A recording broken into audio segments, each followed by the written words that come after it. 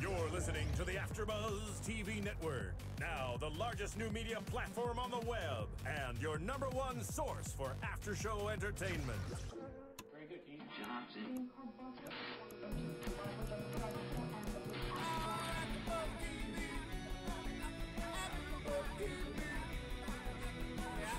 The AfterBuzz Studios in Los Angeles, California, presented by Maria Menounos and Bing.com, and streaming live thanks to Akamai Technologies. This is AfterBuzz TV's Love and Hip Hop After Show. We'll break down tonight's episode and get you all the latest news and gossip. And now, another post-game wrap-up show for your favorite TV show. It's AfterBuzz TV's Love and Hip Hop After Show. Okay. Now we just have to listen to this. This is Erica and Mendeecees' new song. And we need to see how good this is going to be. I like the beat. You like it? I do. It actually is popping, right? Yeah. For way too long. I know you want me, boy. It's kind of like J-Lo-esque. I was getting ready to say that. Yes. Yeah. Don't wanna wait another second. But it's catchy. If I'm dancing and snapping my fingers, I like it. Okay. I don't know if that's the result of auto-tune or real singing. But it did work for that. It works. For that. Yes.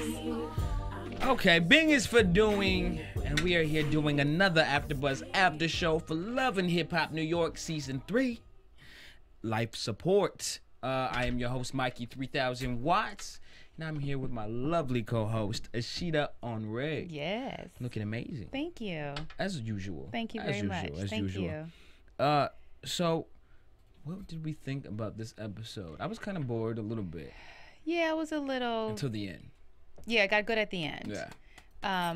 But let's talk about it. So let's get into it. I wanted to get Constance and Jen, the pin, out of the way because to me, their struggle story is a struggle story at that. Trying to stay relevant for the show. So basically, they're still playing on to the Muslim and Protestant thing. Is it me or is it Jen cries easy?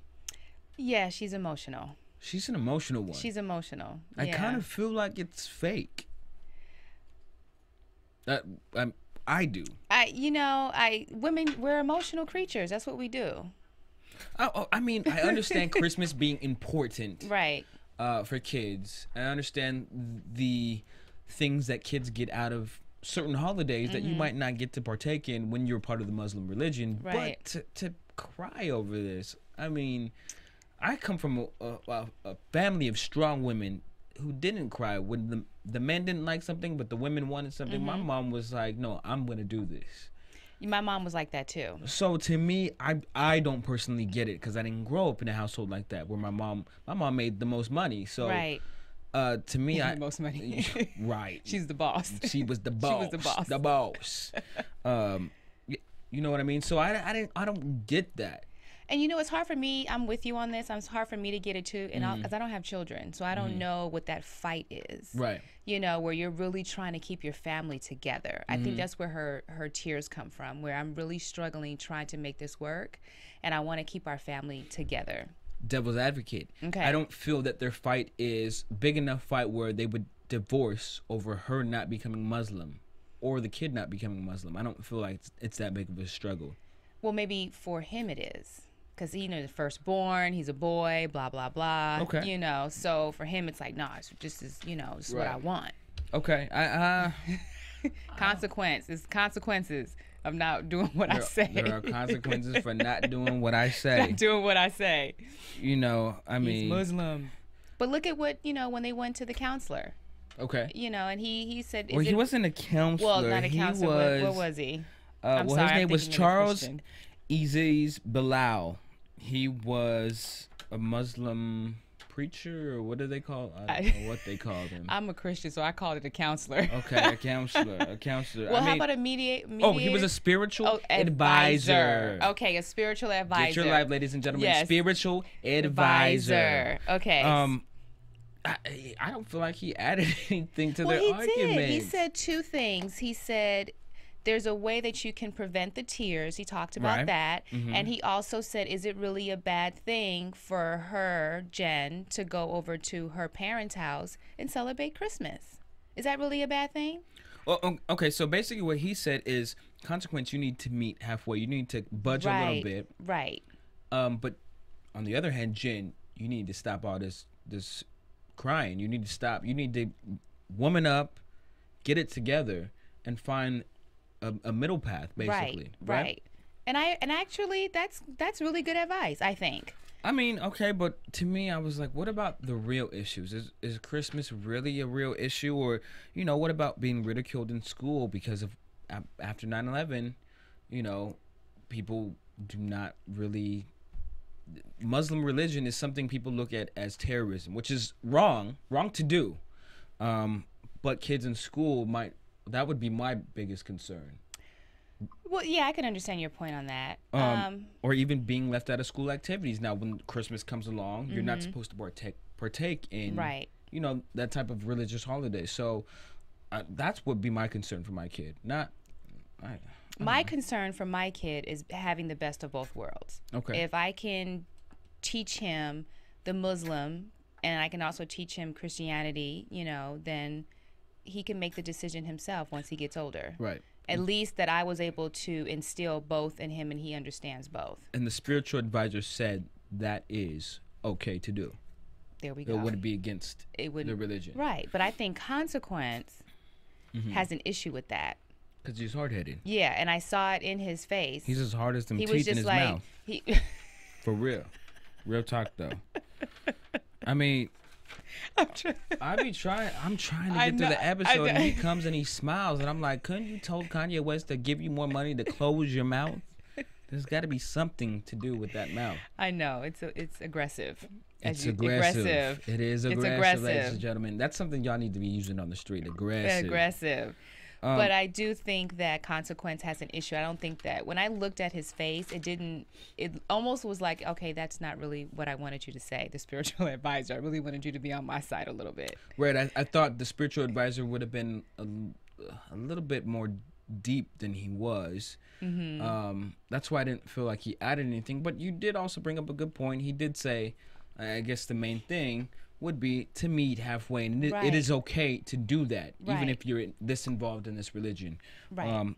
I thought that was probably the only thing. And sometimes you don't have to go deep. Sometimes it's really just that simple. Just meet halfway. Yeah. Sometimes it really is. Yeah.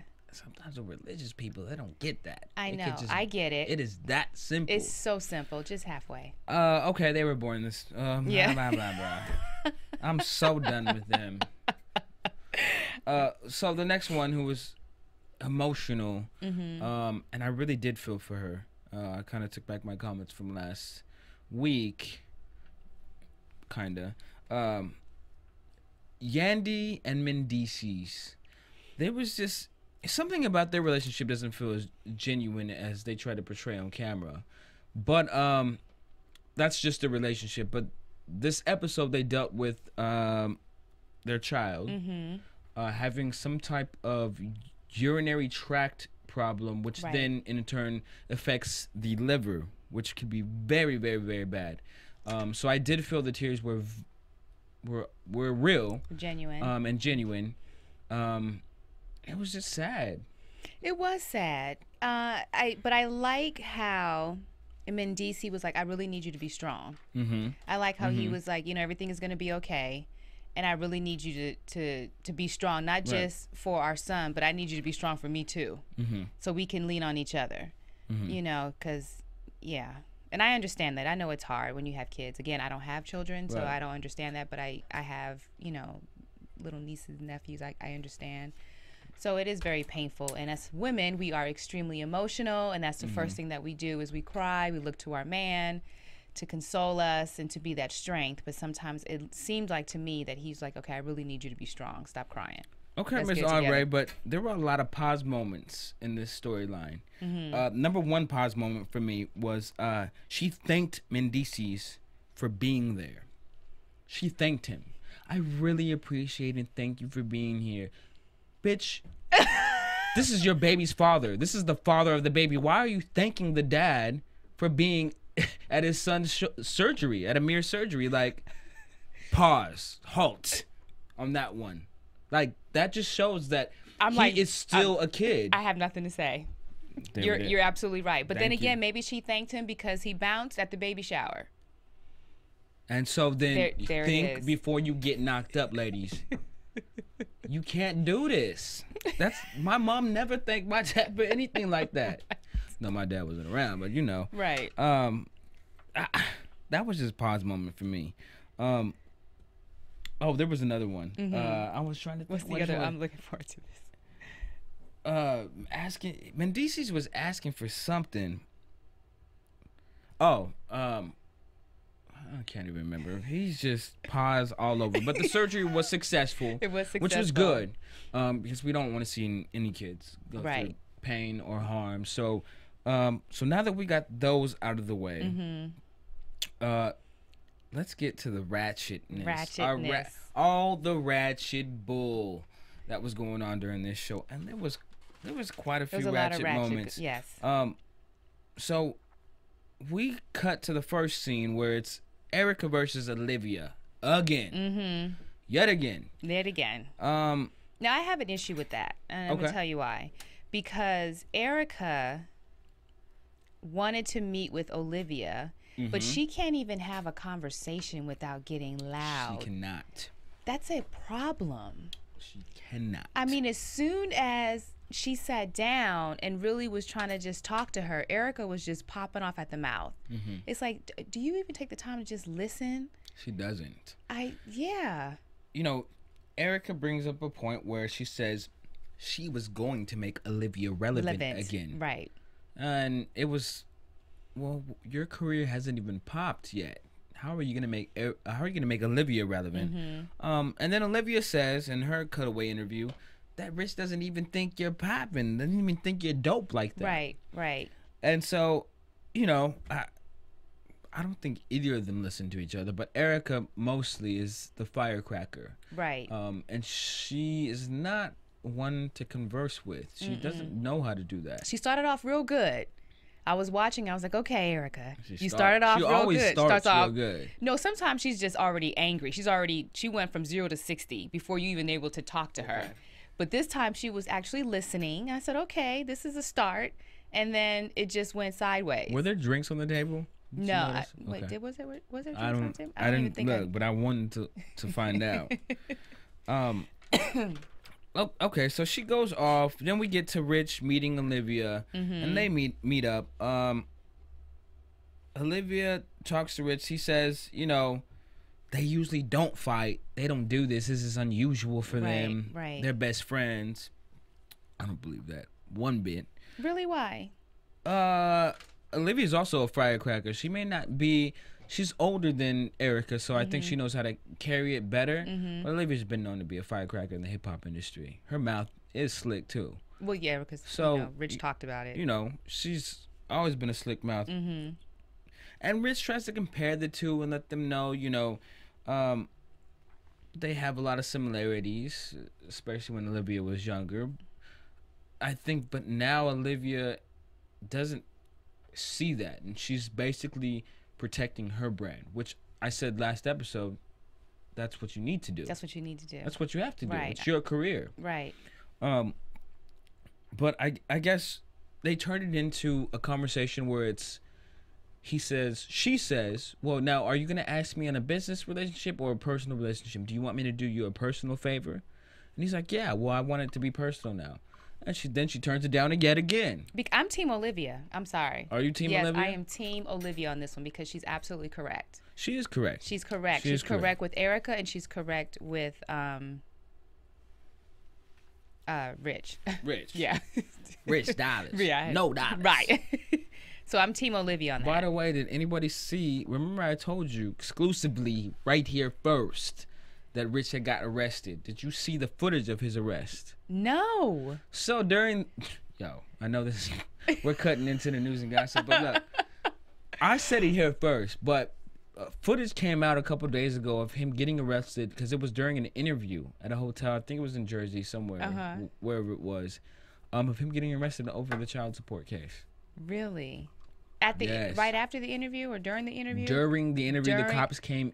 It was at the hotel lobby. The cops came up and said, "Are you rich? Whatever." And he was like, "Yes." And before that, he was mocking the cops, which was so hilarious that they came up and arrested him. Wow. With his baby mother, she was there too. Wow. So Rich. Yeah, Rich, get it together. You have to. Come on now. You have to. If you Rich Dollars, get it together. You can't play with kids like that. Okay, so Tahiry and Rashida, Rocky, and Jen the Pen, we get them all in the same building at the Greenhouse, which is a nightclub or a bar, whatever, what have you. It's Jen and Rocky that's set to go out and have a good night on the town. Right. We know it was set up for them all to be there. Right. But Tahiry and Rashida happened to walk in. Happened to walk in. Of all the places to go in New York City, right, that's the one you wanted to go to tonight. So Rocky comes. Well, they see Jen. They sit down with her. They converse. They talk. Whatever it is.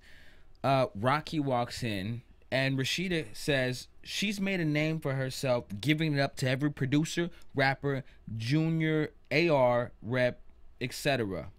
I said translation, she's a hoe.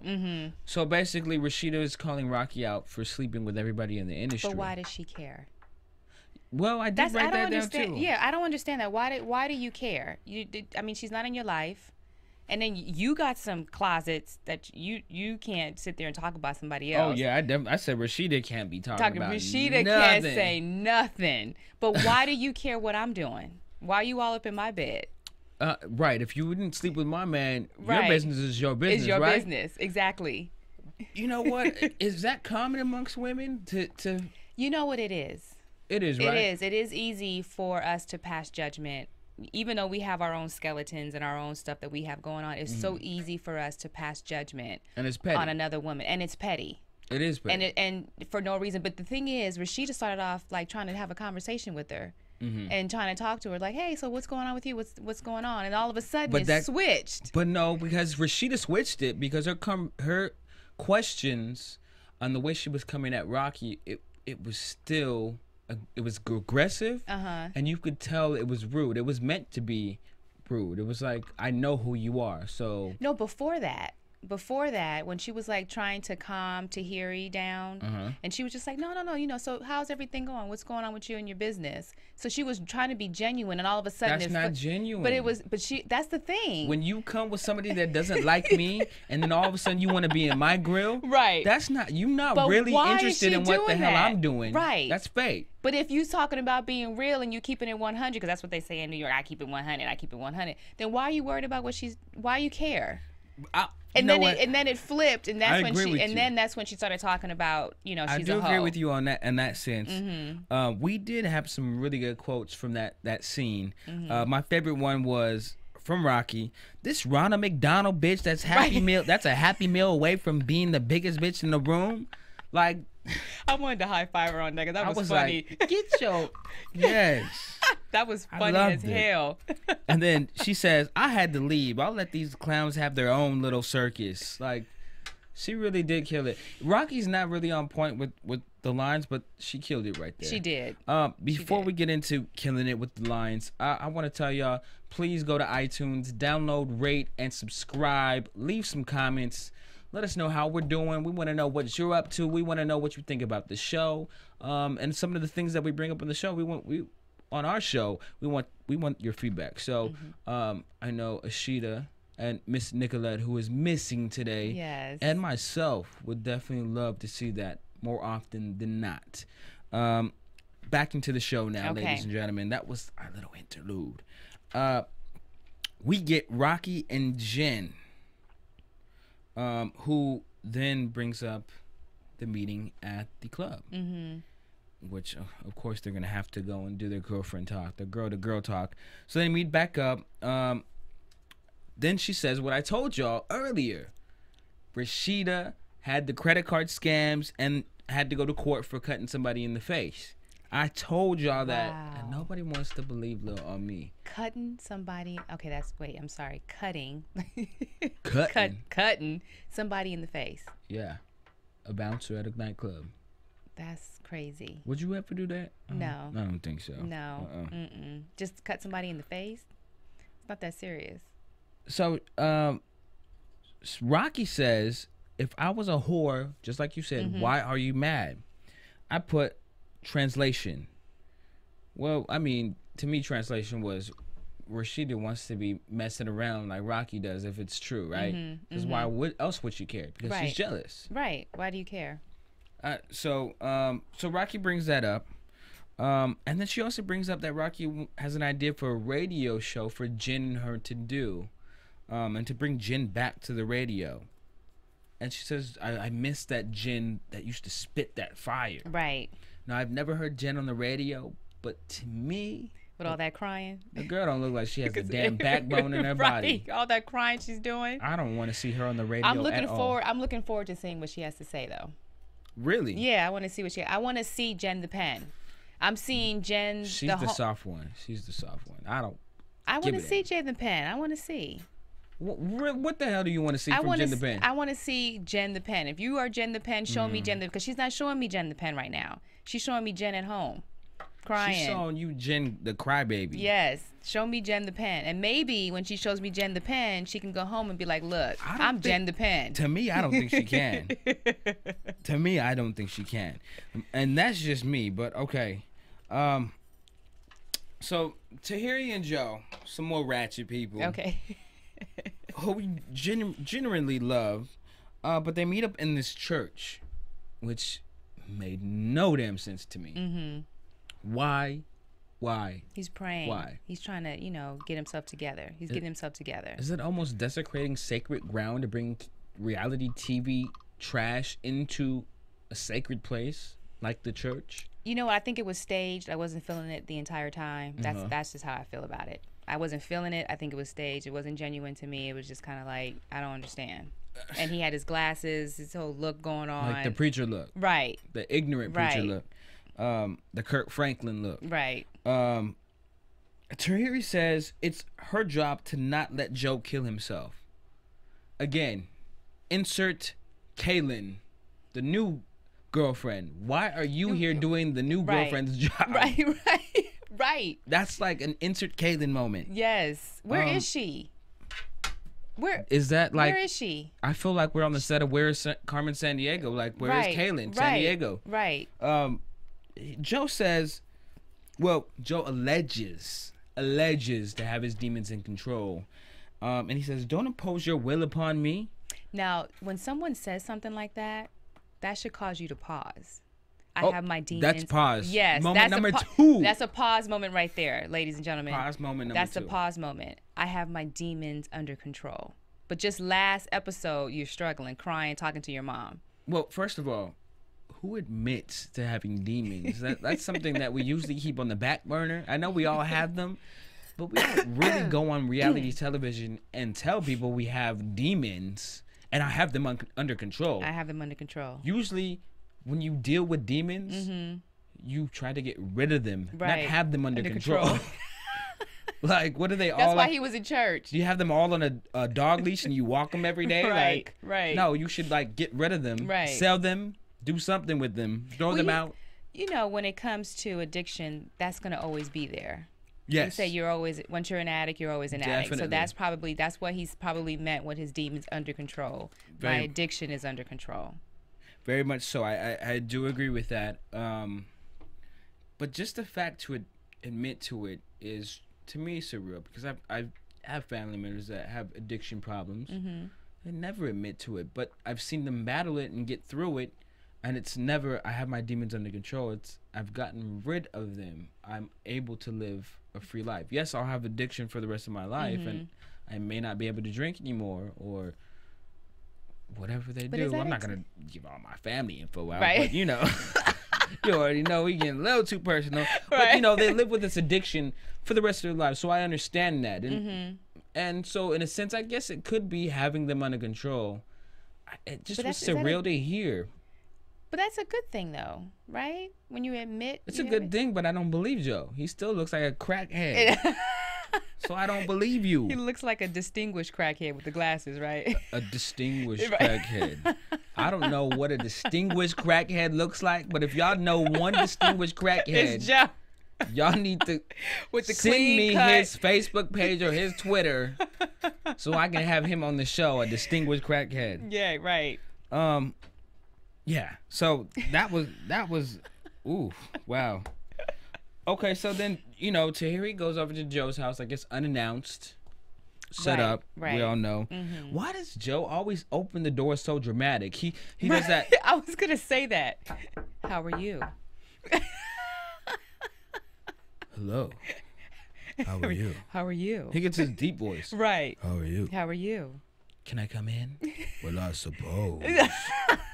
Like. And then. So what are you doing here? So what are you doing here? Right. It has to be the deep one. Right. So what are you doing here? It's the after midnight radio voice. Right. Right. And I'm like, what were you just doing? Were you Right. playing with yourself before you opened the door? Like, you were way too intimate for me. You were not Barry Manilow. Like, get your life. Okay, so he invites. Well, she actually walks in. Right, with her present. He was like, hold up. And she brings a present. Right. Long and behold, this Rat. present, rat, gifted. Right. Like it was Christmas. I would have been like, shoot, come in, you got a gift for me? Is that a bottle? What is that? Right. He was all excited because he was like, oh, wow, you really got me a gift. Until he opened it. What is this stuff? What is this? It was a drug test, a piss test at that. I mean, really though? He said, I'll take the test if you can still cook. Yes. What an egotistical male thing to say. I'll take the test if you can still cook me some steak, medium rare, and I want a salad, and I want a cake. A cake. A cake. Like, come on, right, now, dude. Take the test. Prove. Be a man about it. You don't need nothing in return. Right. Prove that I'm clean, and yeah, that's all I need from you. And that's it. Like, we're gonna trade. But that's Joe. You know. That's our new saying. But that's Joe. But that's Joe. All the stupid crap he does. Right. But that's Joe. But that's Joe. With his best, you know. But that's Joe. Right. But that's Joe. That's Joe. That's Joe. Okay, so I'm writing that for next week. We're doing a section called "But That's Joe." But that's Joe. All the stupid crap you do. But that's Joe. And his voice. Because I can't be happy. You be cracking me up. So his test results actually come back negative. So they say. Do you believe that? I believed it. Possibly. Yeah, I believed it. Maybe. That day. Just a little bit. Because it tests for everything. That's what he said. STDs too? Yes, everything. We can only hope. Yeah. So. But that's just Joe. That's just Joe. Then we get cut to after the "But That's Just Joe" scenes. Rich and Erica come back and meet with each other. Oh man! First of all, they meet in the studio, right? And they were supposed to do work. I've been in many studios with many huge artists, written for many artists. Nobody shows up in 8-inch Louboutins to the studio, ready to work. Right. Like that's how I know this is fake. In a cat suit. In a cat suit. That's no. Stop. I'm gonna grab you out the TV and snatch you, Erica. What's going on? She gotta be sick. Now this is a moment that I cannot believe that I'm saying, but I'm going to say it. That I was on. AfterBuzz exclusive. Hang on. AfterBuzz exclusive. That I was actually on Erica's side. Oh. Now she handled it. You know, she wasn't out of control, but I understood her point. I didn't. Now I get it. And what was Miss Erica's point? Her point was that you're going to blame me for the other guy not showing up when you booked it at the last minute. It's not my fault, and you're trying to project that it's my fault. Okay. And I agree with Erica on that. You know what? I agree with on that sense. Rich had some funny comments too and quotes. This is quote day at AfterBuzz TV, y'all. He said, Erica's mouth is moving faster than her mind is. Every day, all day. Is that nothing new? Or I mean, come on now. And then she says, This is from her. He should just respect. I do everything to perfect my craft. Well, girl, what is your craft? Yeah, we're still. I'm lost. Well, I mean, we just played the song. It was cool. I liked it. We played it today. That's the first time I heard the song. And I only Googled that song and told Marissa to Google it because we heard it at the end of the episode. And I was surprised. Right. I was surprised, too. I was like, okay. We're as surprised as, like, Rich was when he was just like, we might have something here. Auto-tune does a lot of things for a lot of people. There it is, see? Auto-tune... But I can't hate the record. It's kind of hot. I can't. It gives me J-Lo on the 6th. Right. I'm digging it. Well, it gives me J-Lo on the 6th, but that means it's outdated, right? I mean, ask the viewers. The record's hot. I mean, maybe not even hot, but it's good. No, we're not gonna hate. We're gonna like. I'm gonna like it. I'm not gonna. I guess we can't. I'm not gonna give her any shade because I'm not gonna give her any shade. I'm not giving any shade, but it just might be a little outdated. And I can do that because I do music and I work with people. So, I mean, it does sound circa 2001, 2003 era. Yeah. Well, you know music. I'm all about just listening and how I feel, and if I can groove to it in the car, if I can dance to it in the club, I'm thinking it's hot. Like, okay, I like it. I don't want to shade Erica. I seen her going in on Twitter on people lately, and it wasn't pretty. That's funny. You said you said she sounds like J-Lo. This description here for her song, it says Erica and Mendeecees says she's the new J-Lo. Oh, really? Yeah, it says it right No here. way. No. Yep. I told you. Hey, There you go. AfterBuzz exclusive. Okay, so AfterBuzz TV there it is. There it is. exclusive.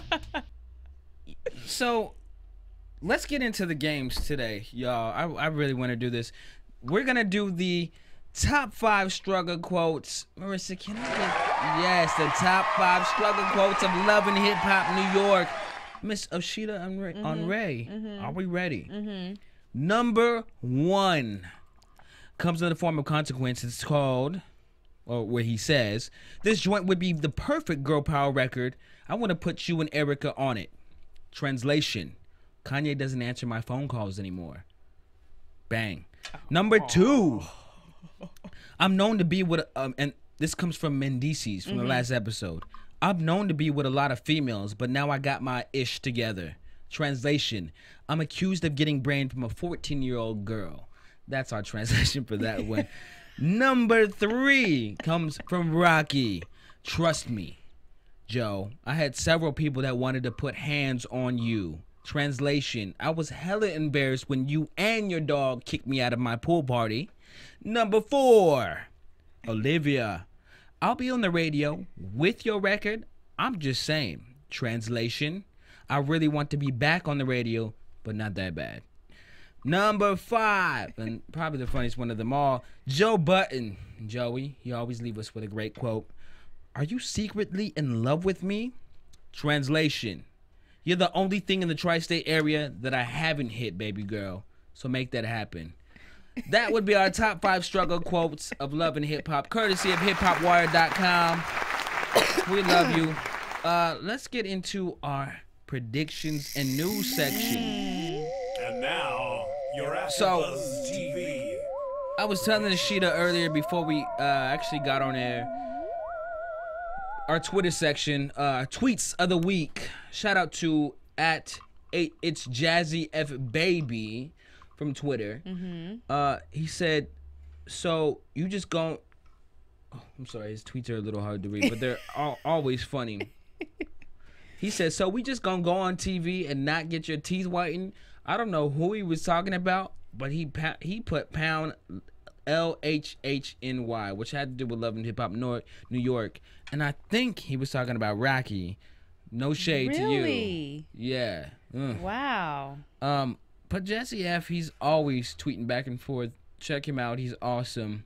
Well, next tweet comes from Judy of the Bad Girls Club Season 7. BGC7 Judy Creo. She's tweeted, who could say no to Joe? He's so cute. Girl, if you like crack babies, he's cute. But other than that, he ain't got nothing for you. Get your life. Get it together. Move on. That was our Twitter section. Now for news and gossip. News and gossip. AfterBuzz TV News. There it is. Erica Mena, who, you know, I've been a little afraid to say anything about Erica. I don't know about this girl, but she's been beefing on Twitter with Angela Yee of Power 105's Breakfast Club from New York. About what? Well, I guess Angela Yee played the song that we just played. Uh-huh. And she played it on air and asked for fans' feedback, and everybody hated it. And so Erica took it out on Angela Yee. And I quote from Twitter, from Erica's Twitter, "You really need to be asking people, what are you going to think when I slap the blood out of your face?" Is what she tweeted to Erica. Wow. Isn't that wow? Where is she getting all this anger from, and why is she mad at her when it's the viewers with the comments? Exactly. Erica, what's going on? She has. And you think that's where she stopped? She went out and waited in front of Power 105 station for Angela Yee and waited for her to fight her, and took pictures and Instagrammed it and everything. And so then I'm like shocked right now. I'm shocked. I'm not shocked. It sounds like her. Angela Yee said or tweeted, "It's 6:04 in the morning. Do you even know where your son is?" Ooh. That was good. That was a good but one. That's a little hard. But she needed to go hard. She really needed to go hard. That was good. It's just when I didn't know it was 6 in the morning. She's out waiting for her at 6 in the morning. Well, they do a radio show. The radio show is But Erica is out waiting for her at 6 in the morning. And she's girl, that upset. Girl, did you stay up all night to wait for her? Right. Or like she's that upset. She was that upset. Wow. She was that She needed to go hard. She needed to go hard.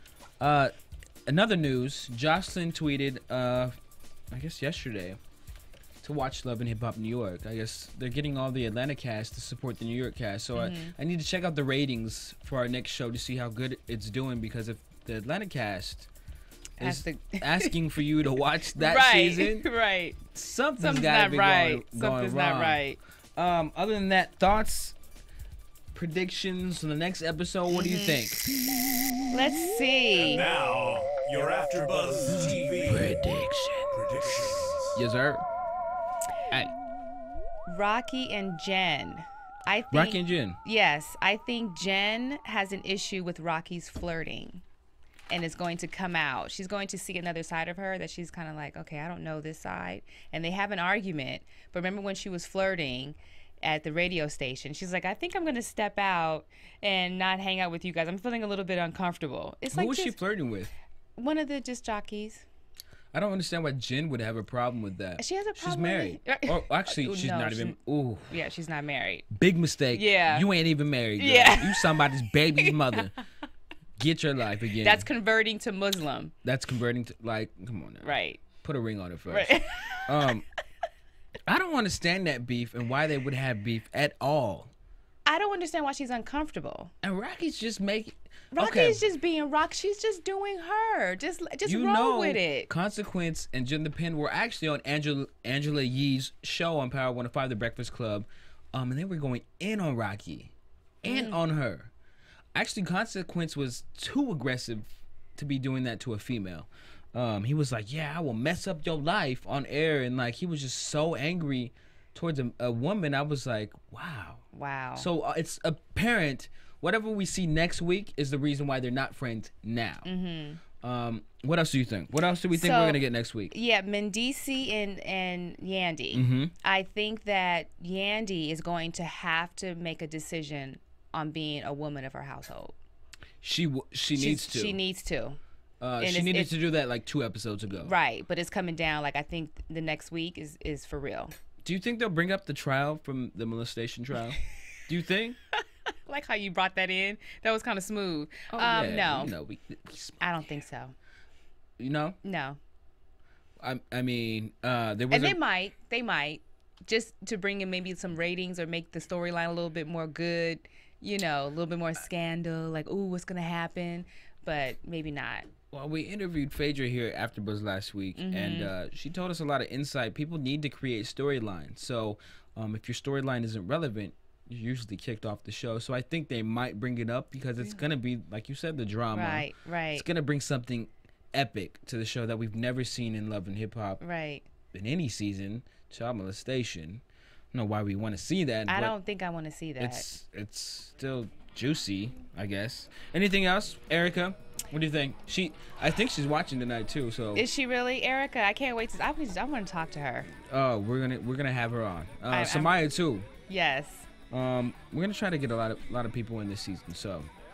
Joe and Tahiry. Joe and Tahiry. Yes, I think their relationship is going to start coming back again a little bit with her being so close. You don't think so? I think so. I'm just disgusted. Right.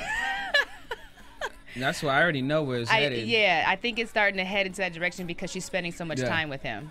All right, guys. So follow AfterBuzz on Twitter, Facebook, Instagram. Follow our show every single Monday at 9 o'clock. We're always here giving you the latest rundown on your favorite TV show, Love and Hip Hop New York. I am your host, Mykee 3000 Watts. You can follow me on Twitter, Mykee 3000 Watts. Follow me on SoundClick.com at Mykee Wattz.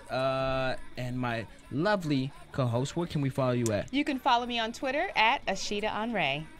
Beautiful, amazing. We'll be here every week recapping Love and Hip Hop New York. So check us out, yo. Peace. From Bing.com, executive producers Maria Menounos, Kevin Undergaro, Phil Svitek, and the entire AfterBuzz TV staff, we would like to thank you for listening to the AfterBuzz TV network. To watch or listen to other after shows and post comments or questions, be sure to visit AfterBuzzTV.com. I'm Sir Richard Wentworth, and this has been a presentation of AfterBuzz TV. Buzz you later. The views expressed herein are those of the hosts only and do not necessarily reflect the views of AfterBuzz TV or its owners or principals.